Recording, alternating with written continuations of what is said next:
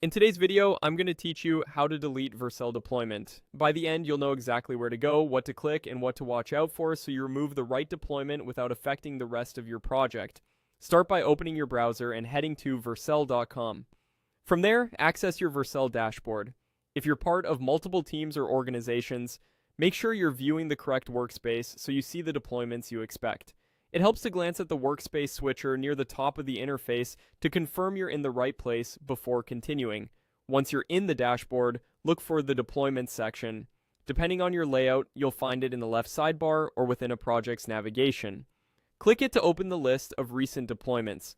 This page shows each deployment with helpful context like the commit message, the environment, timestamps, and the unique deployment URL.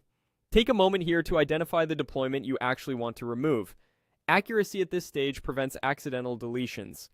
Next, select the specific deployment you intend to delete. You can click into it to review details such as the branch, the commit identifier, and any assigned domains. Double-check these details to make sure you're targeting the correct preview or production instance. If you're cleaning up old previews, filtering by branch, or scanning by date often makes this faster. On the chosen deployment, locate the three-dot More menu. It typically appears on the right side of the deployment row or near the top of the deployment details view. Click this menu to reveal management options. Choose Delete. Vercel will prompt you to confirm, and you may be asked to acknowledge that the action is permanent. Deleting a deployment removes that specific instance and its unique URL. It does not delete your project or your repository, and you can deploy again later if needed. Be especially careful with production deployments. Removing one may affect any domain aliases tied to that exact instance, so confirm you're not disrupting live traffic unless that's your intent. After confirming, wait a moment for the deletion to complete.